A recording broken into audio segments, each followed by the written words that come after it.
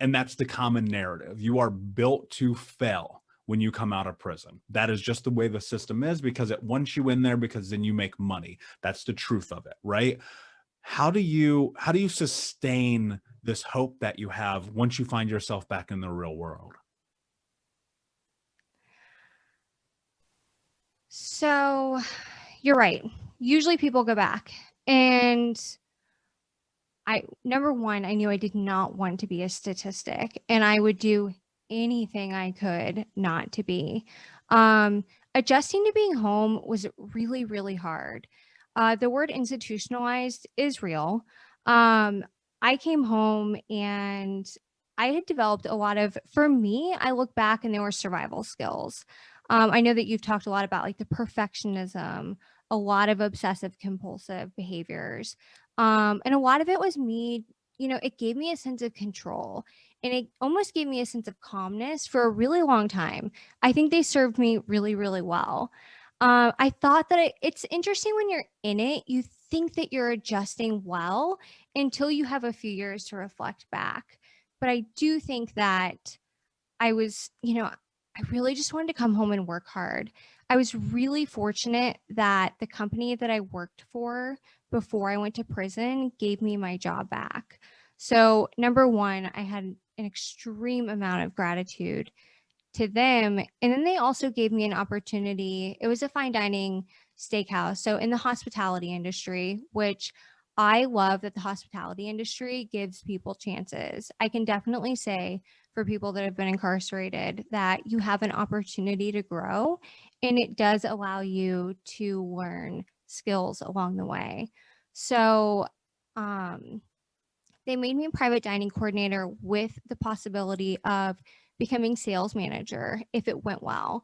And I just had so much fight in me at that point that I worked my ass off for that job. And I slept and breathed working and just being successful. I just wanted to be self-sufficient. And also I wanted to be a contributing, person to society. So I used to use a language that I got really lucky to have those opportunities, but I'm learning that those opportunities came from how I showed up and how hard I worked. So I'm really learning to take ownership of that. And it it ended up going really well. Work was going great, and I was starting to rebuild. And then shortly after that, I met my husband. So you know, everything on the outside was going as planned, if not better than I could have ever expected. But I still had a lot of those self limiting thoughts that I didn't deserve everything that I was receiving, and that at any moment it could be taken away. And it has taken me years to work through that. Yeah, and it does take years, and it takes patience. And there is something to be said about, I think that one of the big misnomers in the world just as a whole is people feel like they're deserving of things. But I think the reality is you have to earn every inch, every single day. And then the hard part about that is when you come from a background in which you've been told you're not good enough, smart enough, capable enough, pretty enough, whatever enough, there's always those moments of those limiting beliefs and the self-doubt and the shadow self and that part of you that even though you go through trial after trial after trial and you have these moments where you reach up and you grab that brass ring and you're like, yes, I'm victorious, it still goes, you're not good enough, you're not strong enough, you're not capable enough. And working through that is, I think, probably the greatest challenge that we face as human beings. There is nothing, in my opinion, more difficult than getting to the place where you put your feet on the ground and you say, I love myself. And that's so much of this journey. That's so much about what life is, because you have to be able to get to that place to actually create real sustainability, because until you're there, you're a little bit trapped, right? You're still always in the vortex. And that was my experience. I had the cars and the clothes and the women and all the things, but I was miserable inside because I hated my reflection in the mirror. And justifiably so. Like, realistically, I'd put myself in that situation. I had made my choices and I had to suffer the ramification of that. The harder part of it is the upswing, right? Where you're looking at and you're going, doing all the things, I'm doing all the things, but still that little voice, right? That little piece that's there. what you're doing now is such a juxtaposition of where you started this journey, right? Or and really your whole life, to be in this place where you are, for lack of a better term, in service. Talk to me about where that comes from, what inspires that, and what your hopes are with what you're doing now. It's funny that you say in service because that's really been something that has stayed with me a lot this year. And my declaration of right now is I want to be of service to others. And to be able to be of service to others, I've had to step into a place of forgiveness. And I think that you're just like you said, we had all the things, we moved, we had the beautiful life, great house, great husband, but something was still missing. I remember there was a moment, I had a few on my knees moments where, number one, we were supposed to write a letter to somebody that we were angry at, and I wrote it to myself. And that was an aha moment for me. I was in a, self-improvement course, and I couldn't think of anybody else that I was angry at. And I was like, so I wrote it to myself, and then we had to read it back to someone else. And both of our eyes got really wide, and she was really confused. And I was just like, man, I hate myself. And that was a moment for me because up until then, I don't think that I knew that. And I remember reading the book, The Body Keeps the Score, and I'm a big disassociator. So I think that I just moved on. I was like, if I do all these things, if I do all the right things, and everything will just fall into place. And it just wasn't. In learning the science behind how trauma affects the body, it just lit something in me that I was like, I need to get a handle on this. And I do remember having a moment one night where I was on the floor in my kitchen telling my husband that he was going to check me in somewhere for a little while, and that I was going to go away and really work on my trauma. And I was being a little bit dramatic, but in that moment, I committed to my healing. And that's ultimately when I found Illuma and therapy. And I made a commitment to sitting in the mess, really. I knew that it wasn't going to be pretty. I never wanted to get that messy. I just wanted to keep sweeping it under the rug. But I had to give myself space to work through it in order to be able to show up for others. And that's been the only way that I've been able to keep showing up for others, is working on myself. We'll be right back to the show, my friend, but I wanted to let you know about our brand new podcast community for Think Unbroken podcast. I know that for so many trauma survivors like myself, for the longest time, I felt alone, like nobody got it, nobody understood, and that I was just going to have to figure this out on my own. But that's not true. And the reason why we created our brand new Think Unbroken Academy podcast community is so that we can bring all the members of the Unbroken Nation together in a place where we can learn, grow, heal, change, and transform our trauma into triumph. I would love to have you come and be a part of the brand new community. Just check out thinkunbrokenacademy.com or click the link in the podcast description. And I cannot wait to see you there, my friend. Again, just head over to thinkunbrokenacademy.com. And until then, be unbroken.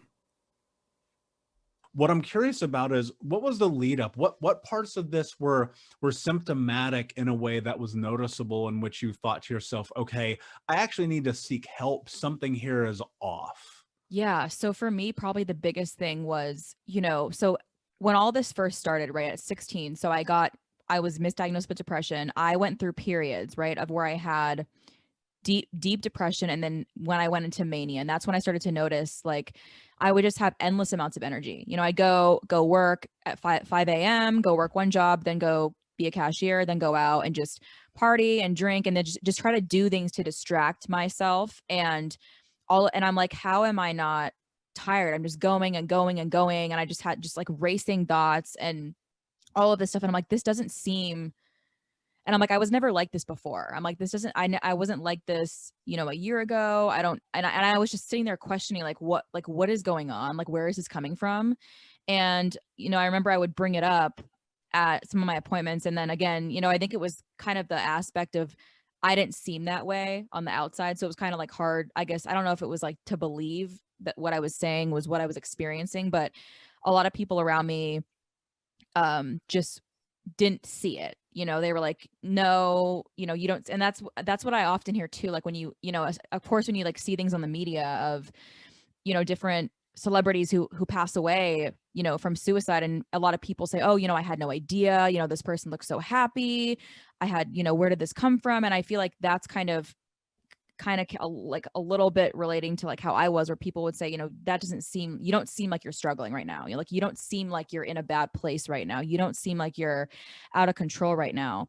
And I just felt like, I'm like, this is not okay. This isn't normal for me to be, you know, doing all of these things and just, you know, just getting so upset. I would just, it was almost like I was just in this kind of black hole mentality, I like to call it, because every single day I was just basically doing things the way that I would talk to myself too. Like the inner dialogue I had with myself was extremely critical, very harsh. And then that just came out to like the world around me. That's how I really was.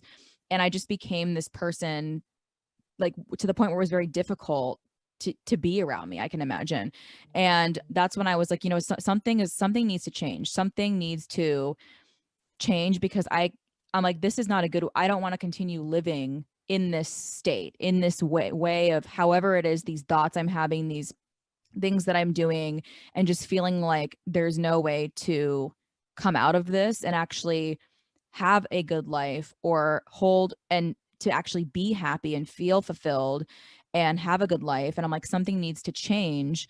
And that was the scariest part. Like you mentioned, you know, being hospitalized at 19, you know, was terrifying. And honestly, it was the scariest experience I've ever had in my entire life, but I needed to be there. I know that I needed to be there more than anything, because I really needed to actually like wake up and realize that, you know, it's okay to not be doing well.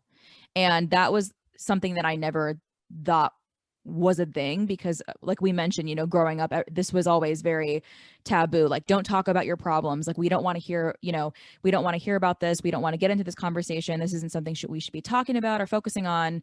So I was just bottling it up. And like you said, when you do that, for your experience, it ended up consuming you, and that's what happened to me. And I mean, it just was, I mean, honestly, like just the different things that I saw too. I mean, even in the hospital made me feel, because I remember talking to every single person on my floor and just like hearing them and hearing their stories and the experiences that they had. And I'm sitting there thinking, you know, I could change the circumstances of my life. Like, I have power over that. I have control over that. And for the longest time, I felt out of control. I felt out of control. I felt like I had no control. I felt like I would never have control. But then knowing that I'm responsible for how I respond or react to situations really kind of got me to start opening my eyes and saying, okay, there are steps that I can take to make this better. There are things that I can do to come out of this black hole mentality and actually start changing things in my life, start doing things differently, start implementing new habits to actually get me to the place that I would like to be in. And that's really what I like to, you know, get into with people too, is if you ever struggled or are struggling, that is fine. That is okay. There's nothing wrong with that. And I feel like sometimes it's shamed almost and like looked down on if you're struggling with anxiety or depression or bipolar or schizophrenia. It's not seen in a favorable light. But I think if we shift that focus and make it so that it's more normalized, that we all have had issues at some point on some kind of degree with our mental health. And if we can make this more normalized, then more people would probably feel more comfortable talking about these things and having these conversations and seeking help. And it wouldn't seem so stigmatized. What I'm curious about here, though, is in that moment and in these moments of your life where you're like, shit, this feels like rock bottom, nothing is working, the world is against me, because, you know, we go to that place whether we want to or not. What's that process of pulling yourself through it? Like, how did you go, and how do you go from, all right, I'm acknowledging like terror in my life, for lack of a better term, to, okay, I'm going to go forward anyway? Oh, That's a great question. I think it's different over the past 7 years. So in the beginning, there's this very raw feeling of the grief. Like I'm obsessed with making something good happen. Like you said, I don't know what else the fuck to do, right? Like I've got to figure it out because I'm still here, right? I would much rather the roles have been reversed, right? Like I'd had a good life. I would much rather her have had the chance if I had the choice, right? To trade that. And it wasn't my choice to make. And so it was just that like grind of like getting up, letting myself feel, process, surrounding myself with people who could support me, right? To that point in my life, I had not been somebody who was willing to accept help. And so what my relationships looked like were codependency, family, friends, everybody. I took care of them. And then I couldn't get out of bed anymore, right? And so it looked like finally letting people bring meals, finally letting people support me, finally acknowledging that. I would say today, what I'm doing is a lot of like somatic healing and regaining a sense of trust in my nervous system and in my body, because I've realized that, hey, to joke, like the body does keep the score, right? Like there's still, as much work as I've done, so much trauma stored in this body, because essentially, in a way, it failed me and it failed Maeve, right? And my nervous system, in a way, feels safe to be me. So it's a lot of like right now, I'm like, I feel my feet on the floor, right?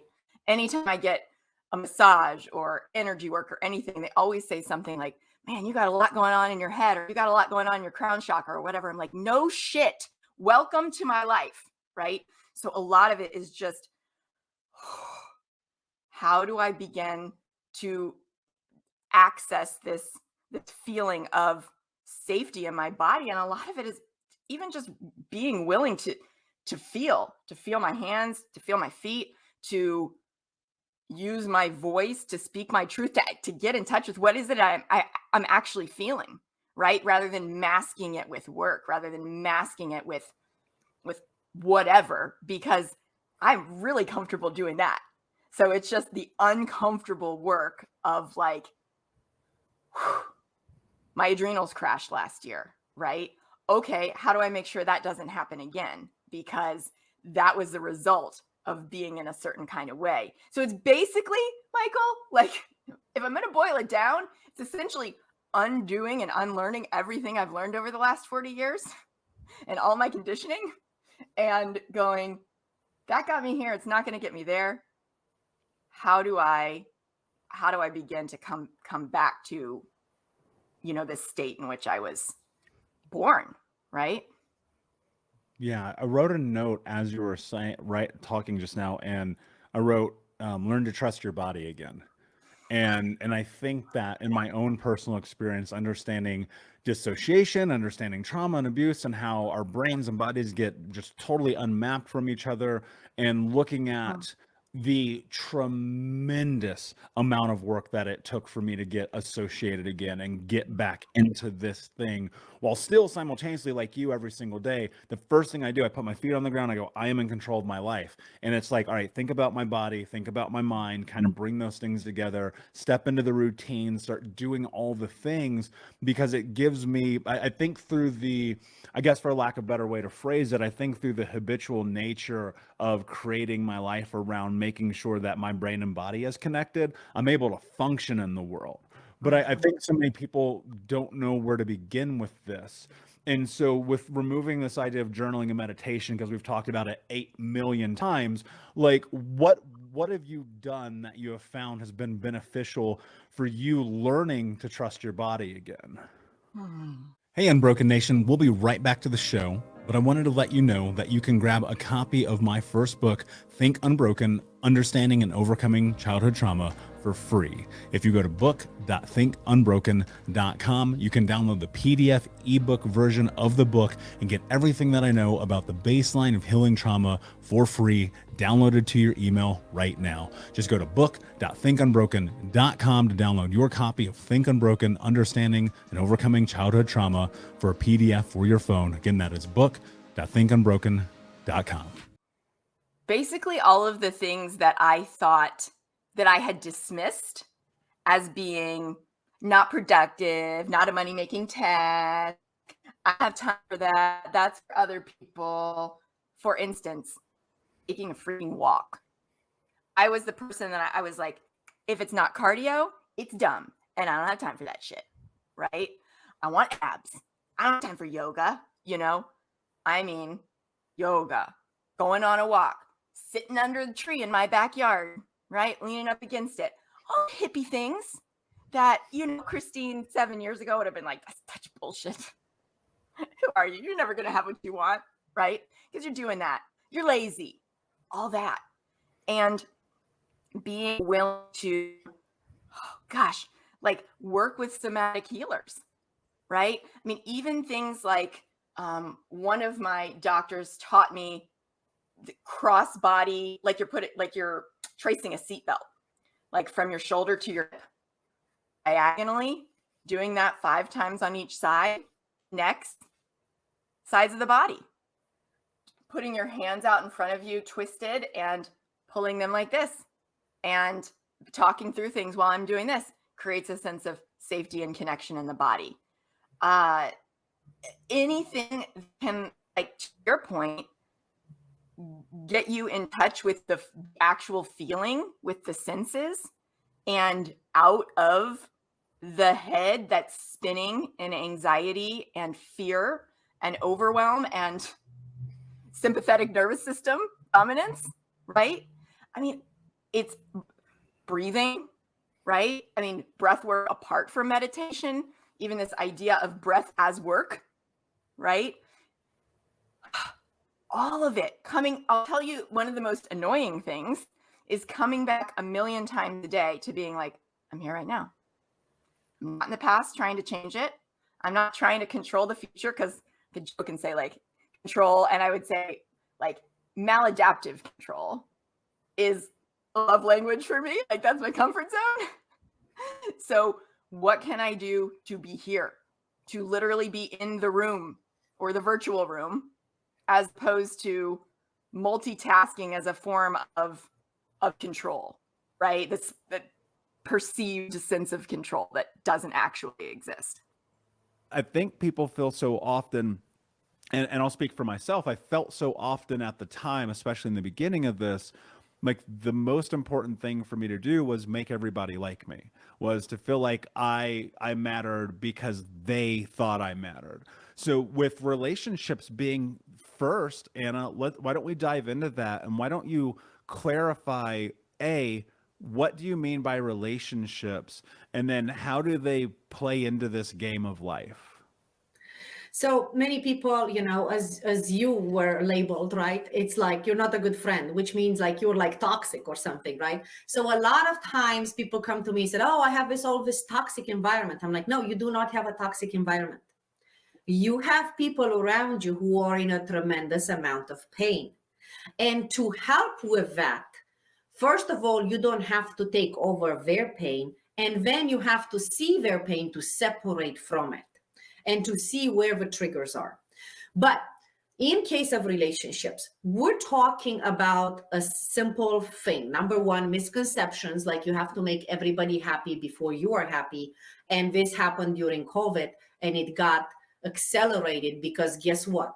Now that you can make anybody happy and you of yourself, you realize that you are the one hurt, there is nobody else to blame. And the second thing that I see all the time is that most people do not know that there are 4 types of men and 4 types of women in the world. I know we all want to be unique and different and all of that. I am one of the 4 types of women. Okay. Michael, you are one of the 4 types of men in the world, right? And when I teach this, the 4 types of men and 4 types of women to my clients, they realize that each type has its own values in life, has its own way of thinking, has its own priorities in life, right? And because they realize that, now they don't blame themselves or the other type for a different way of thinking or a different approach, right? I have a lot of women that come to me and they said, oh my God, my husband abandoned me and left me with this kid, and he never cares about me and never pays child support and stuff like that. And I asked them, is that an airman? Right? And we're like, what do you mean? It's like, this has these characteristics of a man who likes freedom, who likes business, who likes money. Yeah, well, that's not a man for the family, right? So if you know this from the beginning as a woman, right, that this particular man is not built for family, you're not going to worry about marrying him. You're not going to worry about having a kid with him, because that's not the proper man. And that's not to blame that type of man. It's just that man has different values in life. And you cannot change people. You can only accept their values and maneuver towards what you want. After 2 divorces by the age of 38, I found the relationships that I teach today the most enlightening to absolutely everybody, because we all go on misconceptions about love, thinking that love is just going to come in and is just going to complete us. And after 2-3 years, we found out that it's actually the opposite. It's here to hurt us. And that's because we don't understand these 4 types of men, the 4 types of women, the archetypes between them, and how people don't come into our life to hurt us. People come with different values. We think that everybody thinks like us. That's the only problem, right? So here is like, I think everybody should think like me. And then no wonder, no, not everybody thinks like me. There are another 3 types of women in the world. There are another 4 types of men. So here I teach people, listen, what do you want? Well, I want this. Okay, this is the type of person you want. To get this type of person, you need to be this, right? So here is how do you arrange yourself in the system of life, in the cycle of life, to find what you truly want and how you can be complete. Don't expect another to complete you. So in kinds of relationships, I find the most illuminating thing in the world, this kind of 4 types of men, 4 types of women. We had somebody, a young kid. He's like, I think I'm depressed. I went into 1,000 dates and I can't find anybody. What is wrong with me? I'm like, I don't think there's anything wrong with you. I don't think you're depressed either. I think you don't know who you are and who you're looking for. Here, do this 3.5-hour course and then call me. After 2 weeks, he called me and said, I already found, after 8 dates, my fiance. I was like, okay, well, I guess the course worked for you. Okay, you didn't have to even ask for advice, right? Because if you don't know who you're looking for and who you are, you're going to end up in messed up relationships. There are 4 types of relationships that don't work and 2 that work. If you saw 1 type that doesn't work, you're going to end up in the other 3 that don't work, because this is how the cycle works. You need to learn from all 4. So here I give a formula to people here. Listen, forget about what doesn't work. This is what works. So just do it, period, right? And everybody said it's too easy. Okay, try it. It is easy, but it's going to save you from 2 divorces. It's going to save you from 20 years of your life of worrying about other people not liking you. That includes not only your partners, your boss, your parents, your kids, your co-workers, right? Because relationships is everything. These 4 types of men and women, they're in everything, not necessarily love partners, right? But a lot of people come to me because they're heartbroken and they're afraid to find other people, because guess what? They don't know this system of how to master relationships. So that's what I found it the most enlightening thing in the world. Most people are not even depressed. They just have been heartbroken and they don't know how to find themselves in the relationship with themselves or others, or how to find the person that they really want in life. We'll be right back to the show, my friend, but I wanted to let you know about our brand new podcast community for Think Unbroken podcast. I know that for so many trauma survivors like myself, for the longest time, I felt alone, like nobody got it, nobody understood, and that I was just going to have to figure this out on my own. But that's not true. And the reason why we created our brand new Think Unbroken Academy podcast community is so that we can bring all the members of the Unbroken Nation together in a place where we can learn, grow, heal, change, and transform our trauma into triumph. I would love to have you come and be a part of the brand new community. Just check out thinkunbrokenacademy.com or click the link in the podcast description. And I cannot wait to see you there, my friend. Again, just head over to thinkunbrokenacademy.com. And until then, be unbroken. Thank you so much for listening to Think Unbroken. Please share this episode with someone who could use it and help us move forward in our mission of ending generational trauma in our lifetime. And if you would, please take 5 seconds to pop on iTunes or Spotify, hit that 5-star, leave a review, and you can also reach out to us on social at Michael Unbroken or at Think Unbroken.